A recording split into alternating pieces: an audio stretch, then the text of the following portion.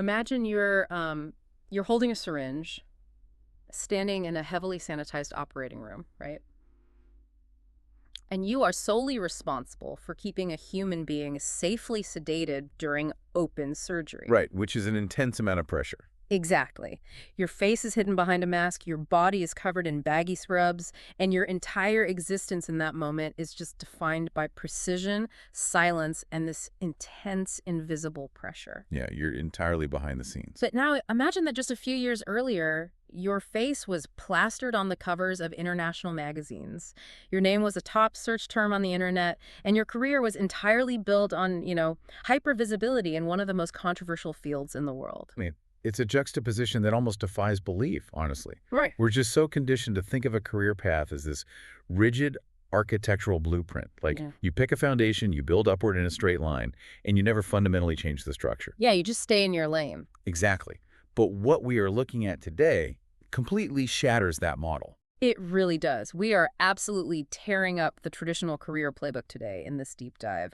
Our mission is to explore the business mechanics, the intense psychological transitions, and the deeply human story of a woman reshaping her entire future.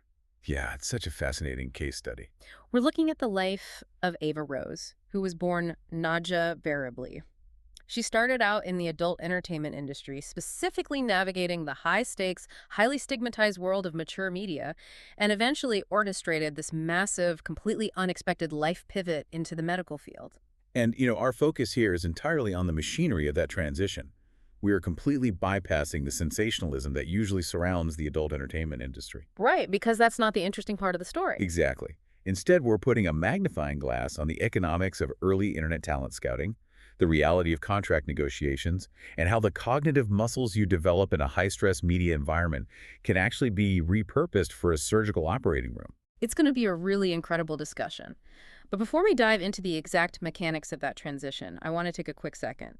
If you like what I do and want to support me, you can help out with a donation on Revolut or PayPal. And on Patreon, I have a different kind of biography and exclusive content waiting for you. All the links you need are right here in the description. Thanks so much for all the support. Yeah, absolutely. The support means everything. Okay, let's unpack this, starting with an origin story that is geographically and culturally about as far from the glitz of Los Angeles as you can possibly get. Sutton, Alaska. Yeah, so we're starting in February 1986. And Sutton is this tiny, quiet community, right? Her upbringing there was just incredibly grounded. Very blue collar, from what I understand. Oh, very much so. Her mother was a German citizen who worked as a local school bus driver, and her father, who was born in Arizona, had Native American heritage.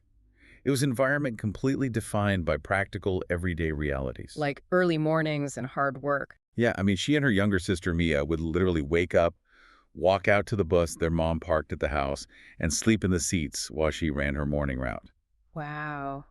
That is such a vivid picture of a quiet, insulated childhood. But, that quiet environment didn't last, which brings us to a really crucial turning point. Right, the move. Yeah. When she was 10 years old, the family moved from Sutton, Alaska, straight to Las Vegas, Nevada. I mean, think about the sensory shock of that. It's hard to even quantify. Going from a remote Alaskan town where your mom's school bus is in the front yard to the neon 24-hour epicenter of Las Vegas. That environmental shock absolutely rewired her baseline for risk and exposure. Yeah. I mean, when you are dropped into an environment that operates on constant stimulation and massive entertainment economies, your perception of what a normal career looks like shifts dramatically. It has to. You're surrounded by an entirely different world. Right, and by the time she was a young adult, that shift was super evident. She and her sister Mia were actually working as dancers in Reno, Nevada. Which sets the stage for her entry into the adult entertainment industry in 2006. She was 20 years old at the time. Right. But she wasn't discovered at some casting call or like a diner in Hollywood. The mechanism of her entry is what makes this a really fascinating case study in early digital media. She and her sister were scouted via a cold message on MySpace. Yeah, literally just a direct message. A director who was traveling through Nevada with his makeup artist girlfriend essentially cold messaged her, looking to shoot some modeling content for mature audiences. I have to pause on that because looking back at 2006, the internet was the absolute Wild West. Oh, totally unregulated. Right. Today, talent acquisition on social media involves verified check marks, corporate agency accounts, mutual connections. Back then, a cold message on MySpace asking you to come model was just completely unregulated. It was the digital equivalent of getting into a stranger's van. Like, was this just a reckless leap of faith from someone looking for a way out of Reno? Well, it looks reckless on the surface, but what's fascinating here is that her reaction to that message actually reveals the first major indicator of her business acumen. How so? Because she didn't just pack a bag and head to Los Angeles. She and her sister actively investigated this director. Oh, wow. So they did their homework. Exactly. They tracked down his credentials, verified his previous work, and ensured he was a legitimate operator within the industry before they ever agreed to a meeting. So they essentially ran a background check using the rudimentary internet tools of 2006. Yeah, they executed calculated risk management. And that instinct for self-preservation and vetting is really what allowed her to navigate a notoriously predatory industry. That makes a lot of sense. And when she made the decision to enter that world in January of 2006, the velocity of her success was just staggering. I mean, she transitioned from modeling for adult-oriented websites into high-profile mature feature films by March. That is, wait, January to March. Within a matter of months, she had catapulted to the very top tier of that industry. Yes, incredibly fast. Because by 2007, she was pulling in nominations from AVN and XRCO for Best New Starlet.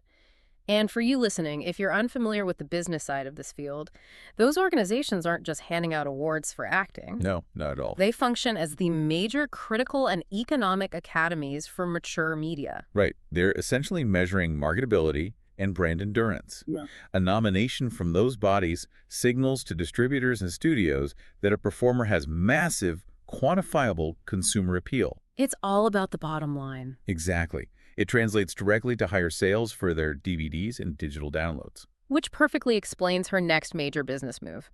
Just months into her career, she signs an exclusive contract with Adam and Eve Pictures, which is one of the absolute titans of the adult entertainment It's a industry. massive company, yeah. But I want to challenge the logic of this move for a second. Think about your own career. If you are the hottest new commodity in your field, with massive buzz and award nominations, why would you immediately lock yourself into a single company? It does seem restrictive at first glance. Right. Doesn't an exclusive contract inherently cap your earning potential right out of the gate? Wouldn't you want to be a free agent, sparking a bidding war between every studio in Los Angeles? I mean, it seems counterintuitive if you only look at the upfront paycheck, sure. Hmm. But you have to factor in the invisible overhead of being a free agent in that specific industry. Like what kind of overhead? Well, if you're independent, you are responsible for your own marketing, your own travel, your legal protections, and negotiating every single appearance. It's exhausting. Oh, so it's a ton of admin and out-of-pocket expenses. Exactly. When you sign an exclusive contract with a titan like Adam and Eve, you are trading a theoretical ceiling for massive, guaranteed infrastructure. So they are basically absorbing the cost of customer acquisition. That is the perfect way to frame it. The studio absorbs the financial risk of building your brand. They put her on the cover of their national catalogs, they funded massive promotional tours, and they cast her in high-budget spoof films. Like the 2008 Adventure feature, right? Yeah, Carolina Jones and the Broken Covenant. That production literally flew her all the way to Budapest, Hungary, for a 12-day shoot. They basically manufactured her into a household name within that demographic. It's remarkably similar to a tech startup taking seed funding from a massive venture capital firm. That's a great analogy. You give up some immediate autonomy and equity to utilize their massive resources and scale your product globally. And then once you reach saturation, you pivot. Which is exactly the strategy she deployed.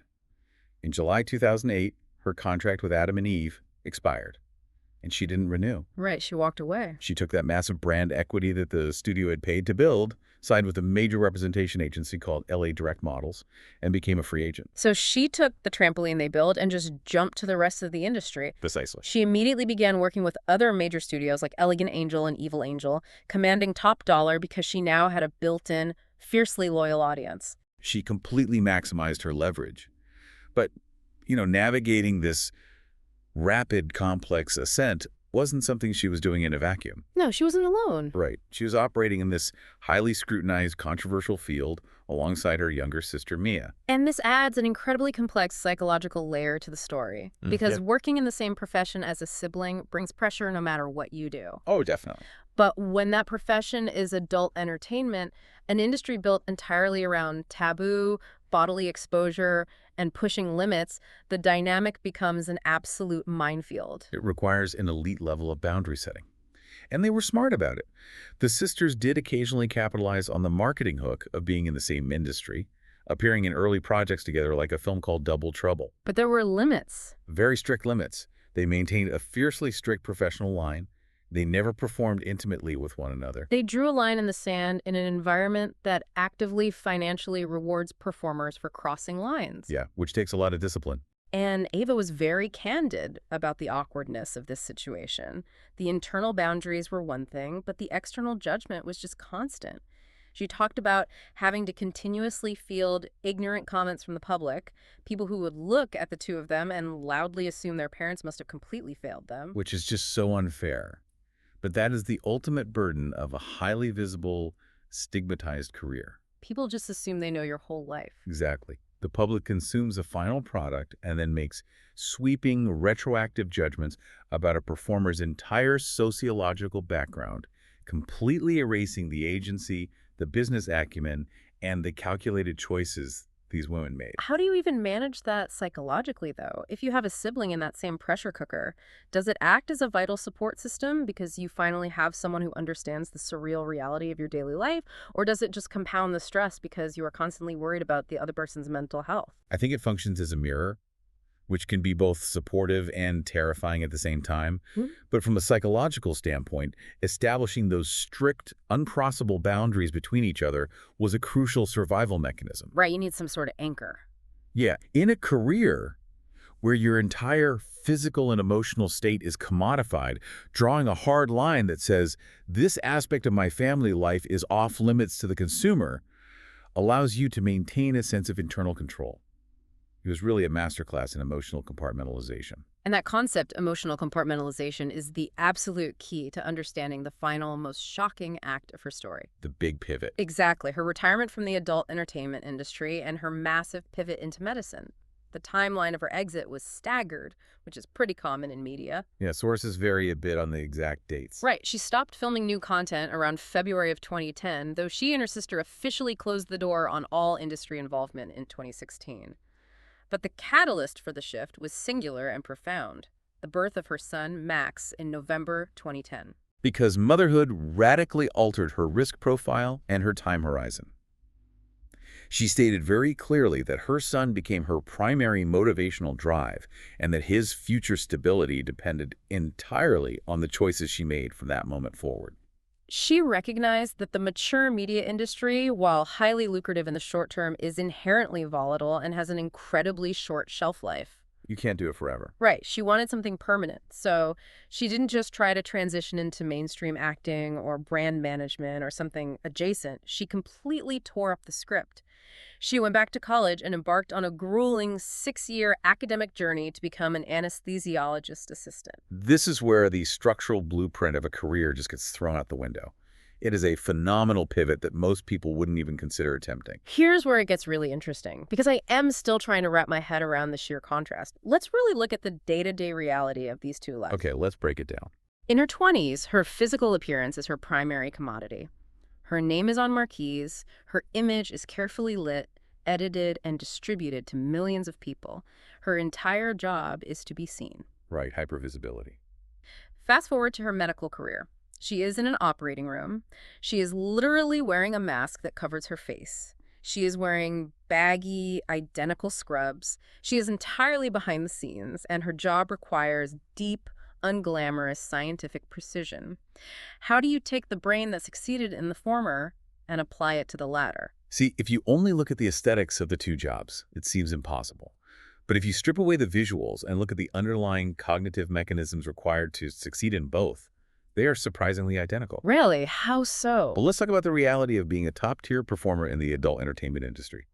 It requires extreme hypervigilance. You have to monitor your physical output, manage the dynamics of a crowded, high-stress film set, negotiate boundaries in real time, and completely compartmentalize any physical discomfort or emotional stress to deliver a hyper-focused final product. So you are constantly managing environmental chaos. Exactly. Now, take that exact same cognitive muscle, the ability to remain hypervigilant and emotionally compartmentalized under intense bodily and environmental pressure, and place it in an operating room. Ah, I see where you're going with this. Yeah, as an anesthesiologist assistant, you are sitting at the head of the surgical table. The surgeon is focused entirely on the localized tissue. You are focused on the entire systemic reality of the patient. You're calculating the half-life of paralyzing drugs, monitoring heart rate, breathing, fluid levels. If something goes wrong, you don't panic. You manage the crisis instantly. The stakes go from managing a media production to managing a literal human life, but the internal machinery, the focus, the stamina, the ability to perform flawlessly under pressure is exactly the same. Yes. Furthermore, it requires immense personal discipline. To reach the top of the media industry, she had to maintain a rigorous physical regimen, CrossFit, yoga, constant travel schedules. You have to treat your body like an athlete. Exactly. And to survive a 6-year medical degree, she had to apply that exact same grueling discipline to textbooks, clinical rotations, and board exams. She simply took the high-performance engine she had already built and dropped it into a completely different vehicle. She recognized the transferable skills that the rest of the world was just too blinded by stigma to see. Yeah, she saw her own value clearly. She specifically noted that she sought an always stable career. She played the long game. She leveraged the explosive short-term capital of the entertainment industry to fund a quiet, highly skilled, permanently secure future for her family. Which really challenges the core assumptions we make about people based on their early career choices. We tend to view a stint in a controversial field as a permanent brand on someone's resume, a defining characteristic that limits their future options. Like it's a permanent stain or something. Right. But her trajectory proves that intense experiences, even in stigmatized arenas, forge incredibly resilient, adaptable professionals. When you synthesize this entire journey, it is nothing short of breathtaking. From a quiet kid sleeping on a school bus in Sutton, Alaska, to navigating the neon chaos of Las Vegas. Such a wild transition. And from stepping into the unregulated digital frontier of MySpace scouting, to dominating the complex business economics of the adult entertainment industry. Yeah. And finally, having the immense courage to walk away from international fame, endure 6 years of rigorous scientific training, and emerge in a sterile operating room, keeping patients alive while the world remains completely unaware of the face behind the surgical mask. Her story forces you to acknowledge that reinvention is limited only by your willingness to do the unglamorous work required to pivot. She completely ignored the noise of public judgment, defined her own boundaries, and executed a long-term strategy for her family's survival. Which brings us right back to you listening to this right now. Think about the architectural blueprint you've drawn up for your own life. We all have one, even if we don't realize it. Exactly. We are often so quick to look at the steps we take in our 20s or the industry we fall into and assume that's the permanent structure of our existence. We box ourselves in. We really do.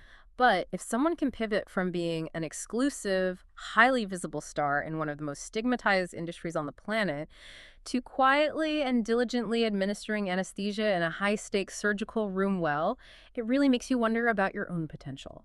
What completely unexpected, wildly different second act might you be capable of building if you just gave yourself permission to tear up the script and pivot?